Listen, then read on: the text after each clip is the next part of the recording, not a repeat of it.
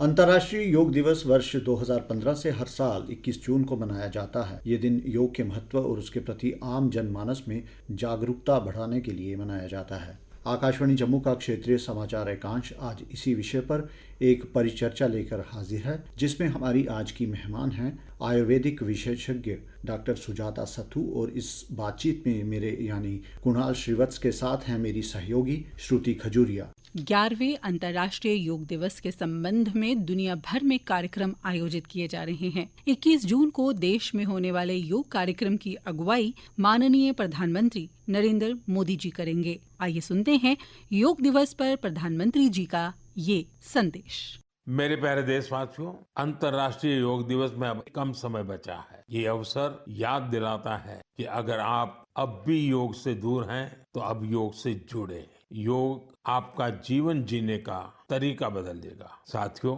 21 जून 2015 में योग दिवस की शुरुआत के बाद से ही इसका आकर्षण लगातार बढ़ रहा है। इस बार भी योग दिवस को लेकर दुनिया भर में लोगों का जोश और उत्साह नजर आ रहा है। अलग अलग संस्थान अपनी तैयारियां साझा कर रहे हैं। बीते वर्षों की तस्वीरों ने बहुत प्रेरित किया। हमने देखा है अलग अलग देशों में किसी साल लोगों ने योग चेन बनाई, योग रिंग बनाई। ऐसी बहुत ही तस्वीरें हैं जहां एक साथ 4 जनरेशन मिलकर योग कर रही हैं। बहुत से लोगों ने अपने शहर की आइकॉनिक प्लेसेस को योग के लिए चुना। आप भी इस बार कुछ इंटरेस्टिंग तरीके से योग दिवस मनाने के बारे में सोच सकते हैं। साथियों, आंध्र प्रदेश की सरकार ने योग आंध्र अभियान शुरू किया है। इसका उद्देश्य पूरे राज्य में योग संस्कृति को विकसित करना है। इस अभियान के तहत योग करने वाले 10 लाख लोगों का एक पूल बनाया जा रहा है। मुझे इस वर्ष विशाखापत्तनम में योग दिवस कार्यक्रम में शामिल होने का अवसर मिलेगा। मुझे जानकर अच्छा लगा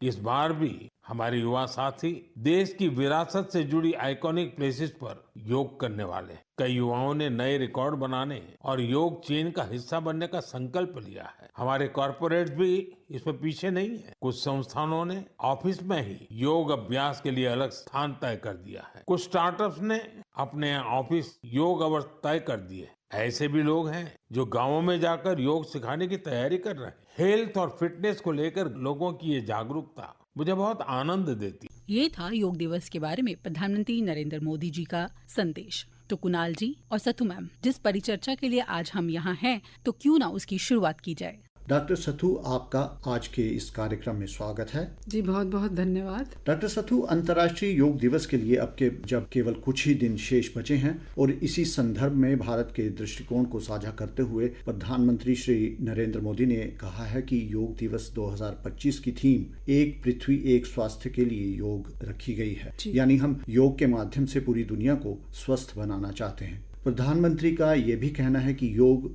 मैं से हम की यात्रा है। प्रधानमंत्री जी की इस सोच के बारे में आपके क्या विचार हैं? देखें, योग की इतनी महिमा है कि जैसे कि आपने भी अभी बताया, पूरे भारतवर्ष में ही नहीं, अभी तो पूरे विश्व में इसकी मान्यता है। यदि इसकी महानता नहीं होती, जो शब्द प्रधानमंत्री ने कहे होते वो सत्य नहीं होते, तो पूरे देश में इसकी महिमा कैसे होती, पूरे विश्व में इसकी महिमा कैसे होती। तो ये जो योग है, ये एक आपने बताया कि हम से मैं की अंदर की यात्रा है। ये मैं से हम की या हम से मैं की यात्रा है। आप कुछ भी लीजिए इसको। अगर हम से आप मैं की तरफ आना चाहते हैं तो अपने आप को देखेंगे आप, और मैं से हम तो पूरा विश्व इसमें समाहित हो जाता है। तो इसकी यात्रा है, इसमें कोई अतिशयोक्ति नहीं है, क्योंकि फिजिकल एक्सरसाइज और योग में बहुत ज्यादा अंतर है। हम ये कहते हैं कि एक्सरसाइज तो वैसे भी हो जाती है, हम जिम जाते हैं और भी चीजें बहुत सारी करते हैं, पर योग और इसमें बहुत अंतर है। सबसे पहला अंतर यही है जिसके बारे में हम चर्चा कर रहे थे कि एक्सरसाइज जो है वो आपकी बॉडी फिटनेस के लिए है, आपको बाहरी रूप से सुंदर बनाने के लिए या आकर्षक, या आपके मसल्स को टोन करने के लिए। और योग जो है आपको आंतरिक दुनिया में ले जाता है, आपके शरीर को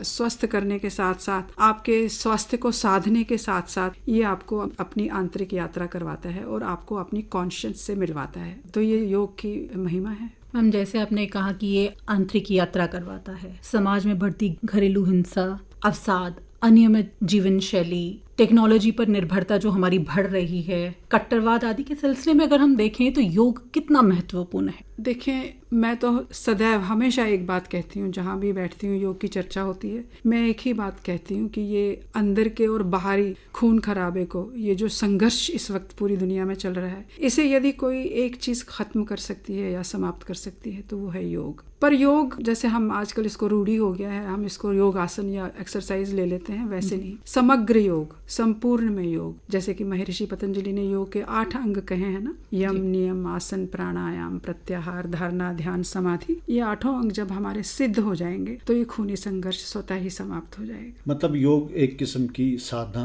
कही जा सकती जी, है। योग तो है ही साधना, इसे साधना ही कहते हैं, योग साधना। योग शरीर को साधता है, मन को साधता है, और उसके उल्टे हमारा शरीर और मन योग को साधता है। जब हम योग को साधते हैं तो एक एक सोपान, जो मैंने अभी 8 इसके अंग बताए, एक एक सोपान हम चढ़ते जाते हैं और हमारा योग सिद्ध हो जाता है और योग हमें साधता है। जैसे आपने बताया कि योग जो है हमें काफी चीजों के साथ अपनी समस्याओं का समाधान निकालने में मदद करता है, तो मौजूदा दौर में खासकर जो जम्मू कश्मीर की इस समय की परिस्थिति है उसमें योग कितना सार्थक मानती हैं आप? मैंने तो अभी बताया, केवल जम्मू कश्मीर की स्थिति नहीं, हर स्थिति में जो भी विकट परिस्थिति है उसमें योग सार्थक है। और विशेषकर जो यहाँ पे आजकल टायरिंग टाइम्स चल रहे हैं, ये इस वक्त खौफ है, एक भय है सब लोगों के मन में, तो इसे तो योग दूर करता ही है। क्योंकि जैसे सबको मालूम है, आपको भी मालूम होगा कि हमारा जो ऑटोनॉमिक नर्वस सिस्टम है, इसके 2 पार्ट्स होते हैं, सिंपैथेटिक और पैरासिम्पैथेटिक, है ना। सिंपैथेटिक सिस्टम जो है वो फ्लाइट या फाइट या मतलब संघर्ष की स्थिति में कैसे काम करना है, इस तरह से ये इसको एक्टिवेट करता है। और जो पैरासिम्पैथेटिक सिस्टम है, ये शांत रहना, परिस्थितियों से कैसे जूझना है, कैसे सम रहना है, कैसे डरना नहीं है ना, इसको पोषित करता है। तो योग जो है हमारे इसी पैरासिम्पैथेटिक सिस्टम को साधता है। जब योग हम करते हैं, योग के वही 8 अंग, मैंने योग केवल आसन नहीं कहा, पूरे 8 अंग, और आसन उसका मेन है ही, क्योंकि उसका बाय प्रोडक्ट फिर हमारा स्वास्थ्य भी है। अपने बीमारियों के अलग अलग योग हैं जिनसे हम उनको साधते हैं, और ये अब तो रिकॉर्ड में आ गया है, अब तो बड़े बड़े जर्नल्स में छपता है कि योग से शारीरिक कैसे कैसे रोग को हम दूर करते हैं, बड़ी बड़ी बीमारियों को, इवन कैंसर, है ना, हेपेटाइटिस, इस तरह की चीजें भी हम योग से दूर करते हैं। सुजाता जी, योग का अभ्यास कैसे शुरू करें? योग के बारे में हम सुनते हैं, आपने भी अभी बताया, तो लेकिन प्रैक्टिकली उसे अपनाने, उसका अभ्यास करने में हम संकोच करते हैं या उतनी तरजीह नहीं देते। हमारे सुनने वालों को बताइए कि इसकी शुरुआत कैसे की जाए ताकि ये एक हमारी रोजमर्रा की आदत बन जाए, हमारे जीवन का अटूट हिस्सा बन जाए। पहले तो ये बताया आप किस योग की बात कर रहे हैं, योग आसन की या समग्र योग की? समग्र योग जो है मैम, जीवन शैली में जो हमारी सामान्य जीवन शैली, स्ट्रेस से रिलीफ दिलवाए, जी, उस तरह के योग, क्योंकि लोगों की आम जिंदगी में स्ट्रेस बहुत घर करता जा रहा है। जी देखें, अभी मैं जो ये बता रही हूँ कि योग जो समग्रता है उसमें तो हमें सोपान के हिसाब से चलना पड़ेगा। पहले अपने जीवन में कुछ परिवर्तन लाने पड़ेंगे, है ना। जैसे यम में बड़े सारे क्या करना है इस समाज में रह के और क्या करना है अपने लिए, ये हमें देखना है। उसके बाद अभी जो आजकल का टाइम है, ये जहाँ पे लोगों के पास फुर्सत ही नहीं है और हम डिजिटल कैद में फंसे हुए हैं, हम उसको छोड़ना ही नहीं चाहते, तो इसके लिए हम इतना तो कर सकते हैं कि अपनी श्वासों पे ध्यान दें, छोटी छोटी योग एक्सरसाइजेस इस तरह से करें जिससे हमें थोड़ा सा तनाव से मुक्ति मिले। रिलीफ, प्राणायाम वगैरह, या प्राणायाम इसमें मेन काम करता है। जो मैं अभी ये बात बता रहे हैं कि इन सिचुएशंस में या भयभीत परिस्थितियों में या मन को दुखी होने वाली परिस्थितियों में प्राणायाम हमें बहुत सहायता देता है। तो इसके लिए कुछ भी नहीं करना है, शुरुआत आप थोड़ा सा टाइम निकालें। आप 8 बजे सो के उठते हैं, 7 बजे उठें, 6 बजे उठें, 15-20 मिनट या ज़्यादा 1 घंटा या आधा घंटा, जितना भी आपके पास समय है वो निकालें, पर वो आपके काम के दौरान का नहीं होना चाहिए, क्योंकि तब आप फंसे रहेंगे कामों में। इसके लिए अलग से थोड़ा सा समय निकाल के बैठें, एक जगह पे बैठें और प्राणायाम करें। प्राणायाम का अर्थ होता है प्राणों का आयाम, आयाम यानी विस्तार, है ना। सांस मतलब प्राणायाम में सांस लेना, छोड़ना, रोकना, उसको लंबा करना, उसको छोटा करना, उसको तेजी से लेना या उसको समानता से लेना, ये है प्राणायाम। तो प्राणायाम की भी बहुत सारी किस्में हैं, इसमें अलग अलग तरह से आप अपने अंग प्रत्यंगों पे उसका असर देख सकते हैं। जैसे अनुलोम विलोम है, जैसे हम नाड़ी शोधन भी कहते हैं, एक तरफ से श्वास लेना, छोड़ना, फिर उसी तरफ से लेके दूसरी तरफ से छोड़ना, ये आप किसी योग गुरु से सीख सकते हैं। तो इससे क्या होता है कि हमारे जो दोनों ब्रेन है ना, लेफ्ट और राइट साइड का, ये एक्टिवेट हो जाते हैं। और सबसे बड़ी बात है, आज ये तथ्य ये भी ब्लैक एंड व्हाइट में आ गया है, मतलब ये भी स्थापित हो गया है कि जो प्राणवायु है यानी कि ऑक्सीजन, इसकी अगर आपके शरीर में पूर्णता हो या अधिकता हो तो आपके शरीर में जो बीमारियों वाले सेल्स हैं वो नहीं पनप सकते। इवन कैंसर सेल्स वो तो सभी के शरीर में होती हैं, पर जब हमारी इम्यूनिटी थोड़ी सी इधर उधर हो जाती है तो वो बाहर निकलना शुरू या वो अपना कार्य करना शुरू करते हैं। तो जब आप ये प्राणायाम करते हैं या प्राणों में अपनी मतलब प्राणों में आप सध जाते हैं तो ये, और प्राणवायु आपके शरीर को बहुत ज़्यादा मिल जाती है, अच्छी सी मिल जाती है, तो तब ये जो सेल्स हैं ये पनप नहीं सकती हैं, या जो वो ऑक्सीडेंट्स होते हैं ये हमारे शरीर में ज़्यादा कार्य नहीं कर सकते, तो मतलब समझिए कि मर जाते हैं। तो इसलिए प्राणायाम कीजिए और छोटे छोटे आसन, और ये योग और एक्सरसाइज में अभी मैं आपको पहले बता रही थी, एक्सरसाइज का तो ये है जो फिजिकल एक्सरसाइज है, आप पहले ही स्वस्थ होने चाहिए, आप की एज उस एक पर्टिकुलर एज लिमिट में आप होने चाहिए, है ना।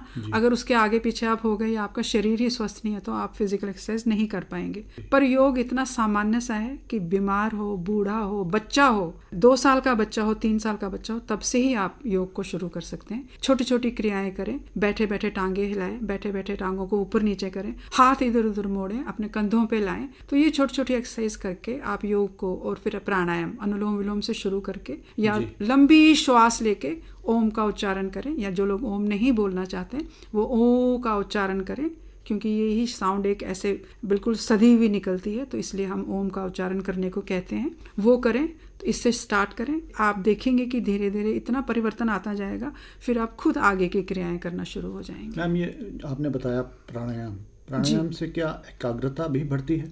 जी बिल्कुल बढ़ती है। मैंने तो पहले ही बताया कि अनुलोम विलोम से आपके दोनों ब्रेन एक्टिवेट हो जाते हैं। जब आपके दोनों ब्रेन, हमारा तो सामान्यतः हमारा एक ही ब्रेन एक्टिव होता है, या इधर का उधर, एक समय में एक ही ब्रेन, पर प्राणायाम से आपके दोनों ब्रेन एक्टिव, लेफ्ट साइड का भी राइट साइड के भी हो जाता है, और इससे एकाग्रता बढ़ने का तो सबसे पहला इसका लाभ है। मैम, जैसे कि आजकल की हमारी जीवन शैली है, या आज का जो युवा है खास तौर पर, वो नशे में, ड्रग्स में, इन सब चीजों में विलीन हो रहा है। ऐसे में योग उनको कितनी मदद कर सकता है इन चीजों को छोड़ने में और सामान्य जीवन जीने में? बहुत मदद कर सकता है। जो हम ये रिहेबिलिटेशन सेंटर्स में इनको बच्चों को भेजते हैं, वहाँ पे अगर योग की कोई परिकल्पना हो या योग का कोई क्लास कोई ली जाए, तो मैं समझती हूँ कि बहुत परिवर्तन होगा। जितना दवाइयों से नहीं होगा, जितना उनको और किसी मोटिवेशन से नहीं होगा, उतना उनको योग से होगा। पर ये कोई सदा हुआ योग गुरु होना चाहिए जो उन्हें बताए। और योग करने के बाद आप देखेंगे, जब योग की हम प्रारंभ करते हैं ना, योग प्राणायाम जब शुरू करेंगे ना,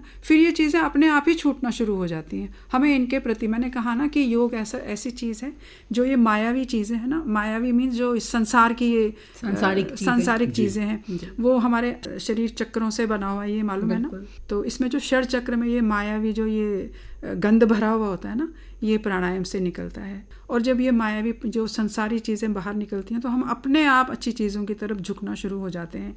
ये तो योग एक हमें कला सिखाता है जीने की। योग केवल हमारा शरीर ही नहीं साधता, ये हमें एक जीने की कला सिखाता है। और यदि ये जो ड्रग एब्यूज़ है, ये सब चीज़ें हैं, इनको योग की शिक्षा दी जाए, शुरू से ही दी जाए। यदि पहले से दी जाए तो वो इस ओर कभी लगेंगे ही नहीं। और यदि अब लग चुके हैं, जा चुके हैं, तो उन्हें बिठा के अच्छे से योग की तरफ लाया जाए, तो ये समस्याएं सभी खत्म हो सकती हैं। ये ऐसा मेरी मान्यता है। बिल्कुल, आज की जो युवा पीढ़ी है सबसे ज्यादा इससे प्रभावित हो रही है, वही हमारे भविष्य भी है युवा। जी बिल्कुल। तो युवाओं को कैसे इसके साथ जोड़े, कैसा ऐसा कुछ किया जाए कि युवा इससे जुड़े और बाहर की जो भ्रांतियां हैं, जो गलत आदतें या जिन चीज़ों में वो आज फंस रहे हैं, उनसे वो ना फंसें और अच्छी जीवन शैली की तरफ बढ़ें। ऐसा क्या किया जाना चाहिए? देखिए, हर गली मोहल्ले में योग की एक कक्षा होनी चाहिए, और उसमें कोई ना कोई मोटिवेशनल स्पीकर ऐसा हो जो यूथ को अपने साथ जोड़े। एक बार अगर वो जुड़ जाएंगे ना जी, तो जैसे कि मैंने आपको पहले ही बताया, थोड़े दिन वो योग करेंगे, अपने आप ही वो बुरी चीज़ों से हटते जाएंगे, और वही लोग होंगे जिन्हें हम जोड़ेंगे, वही फिर दूसरों को अपने साथ जोड़ेंगे।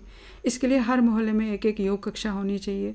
सरकार की तरफ से भी कुछ ऐसी चीज़ें, हॉल बना दिए जाने चाहिए जिसमें बैठ के या मंदिरों में कहीं पे जगह हो तो कोई भी जाए और वहाँ पे योग सिखा के आए। तो जोड़ने की बात है, सबसे बड़ी बात यह है कि जोड़ने की, और इसकी एडवर्टीजमेंट खूब होनी चाहिए। ये लोगों को पता होना चाहिए कि योग की कक्षा कहाँ लग रही है। यदि 1 दिन आएंगे, 2 दिन आएंगे, फिर अपने आप ही वो आते ही जाएंगे। यानी पंचायत घर या सामुदायिक केंद्र जो हैं वो इसमें बहुत बड़ी भूमिका निभा सकते हैं। इसी के साथ जुड़ता मेरा सवाल है, यौगिक सिद्धांतों और यौगिक अभ्यासों को विभिन्न आयु समूह के बच्चों में कैसे शामिल किया जा सकता है? देखिए, यौगिक अभ्यास सबके लिए योग है। बच्चों के लिए उनका योग है, युवाओं के लिए उनका योग है, जो वृद्ध हैं या मिडिल एज के हैं उनके लिए अलग योग है। फिर ये तो फिर बहुत लंबी चौड़ी चर्चा हो जाएगी। फिर इनके लिए यौगिक अभ्यास, जैसे छोटे बच्चे हैं 4वीं 5वीं 3री क्लास के, उन्हें तो पहले प्राणायाम सिखाएं, कपालभाति, अनुलोम विलोम, है ना, आंखों की छोटी छोटी एक्सरसाइजेज। तो क्या मैम इसके लिए स्कूलों में अनिवार्य नहीं कर देना चाहिए? बिल्कुल बिल्कुल, ये तो हम कितने सालों से कह रहे हैं, ये हम कितने सालों से जहाँ पे भी बैठते हैं वहाँ कहते हैं कि कई स्कूलों में तो हो चुका है अनिवार्य, बहुत सारे स्कूल कर रहे हैं, है ना, कई स्कूलों में अनिवार्य हो चुका है। और अब भारतीय शिक्षा बोर्ड भी आ गया है, उसमें तो ये शामिल है ही। तो जो भी उससे एफिलिएटेड हो जाएंगे वो तो योग को रखेंगे, परंतु बाकी स्कूलों को भी योग का एक कार्यक्रम जरूर, एक पाठ्यक्रम जरूर रखना चाहिए। और बुक्स बनी हुई हैं, कोई ऐसा नहीं है कि नई चीज़ शुरू करनी है। मार्केट में बुक्स अवेलेबल हैं, किस एज ग्रुप के लिए कौन से योग चाहिए, किस एज ग्रुप के लिए क्या योग चाहिए। तो यूथ तो कुछ भी कर सकता है, योगिक जॉगिंग या उठक बैठक, दंड बैठक, ये सब कर सकते हैं। और वृद्धावस्था में कौन से योग हमें करने चाहिए, कुर्सी पे बेड पे लेटे हुए भी अगर कोई हैं उनको क्या करना चाहिए, ये सब आज मिलता है मार्केट में। तो ये सब कुछ करने की ज़रूरत है, तो सब ठीक हो जाएगा। पर ये करना है और हम सबको मिलके करना है। मतलब आपका कहना है कि योग सबके लिए सुरक्षित है, इसका कोई साइड इफेक्ट ऐसा नहीं? जी, इसका इफेक्ट है। जैसे एक के साथ एक फ्री होता है ना, हम जब योग करेंगे तो हमारे शरीर के जो रोग है ना वो दूर होते जाते हैं। शरीर तो सधेगा ही, पर आप स्वस्थ भी होते जाएंगे। साइड इफेक्ट की तो बात ही नहीं है, इफेक्ट यही है कि इससे शरीर सधता है। जी जी मैम, आज की जो दुनिया है विश्व शांति की पर जब हम बात करते हैं, प्रधानमंत्री जी भी कहते हैं वसुधैव कुटुंबकम जी, उसी थीम को अगर हम आगे बढ़ाएं तो विश्व शांति और जलवायु परिवर्तन जी, ये 2 सबसे बड़ी चुनौतियां हैं इस समय ना। इनसे निपटने के लिए योग किस तरह से अपनी भूमिका को निभा सकता है? देखें, ये जो सारी आपदाएं हैं ना, जो सारी, जैसे आपने कहा कि जलवायु परिवर्तन, ये क्यों हो रहा है? ये इसलिए हो रहा है ना कि हम प्रकृति का दोहन कर रहे हैं, बिल्कुल बिना सोचे समझे, ज़रूरत से ज़्यादा दोहन कर रहे हैं। और ये जो खूनी संघर्ष चल रहे हैं, ये भी किस लिए चल रहे हैं? हम विस्तारवादी हो गए हैं। विस्तारवादी का अर्थ है ये भी चाहिए, वो भी चाहिए, बिल्कुल। तो जैसे कि मैंने पहले ही बताया, योग आपको अपनी कॉन्शियस की तरफ ले जाता है, आपको असलियत दिखाता है, आपको इस प्रकृति से जुड़ने की कला सिखाता है, आपको समझ में आता है कि ये प्रकृति हमारे लिए क्या है। और अगर हम इसका दोहन करते रहें और इसी तरह से मत्ते रहें तो क्या क्या हाल आगे होने वाला है। जब ये हमें समझ में आ जाएगी तो ये खूनी संघर्ष स्वतः ही समाप्त हो जाएगा। मैम, योग के बारे में जब हम बात करते हैं तो उसका शाब्दिक अर्थ, जैसा कि आपने बताया, जोड़ना जी, योग यानी यूनियन जी, और किसी चीज़ की संधि भी कहा जा सकता है, जिससे हम शारीरिक और मानसिक रूप से एकाग्र होते हैं। मानसिक और आध्यात्मिक जी।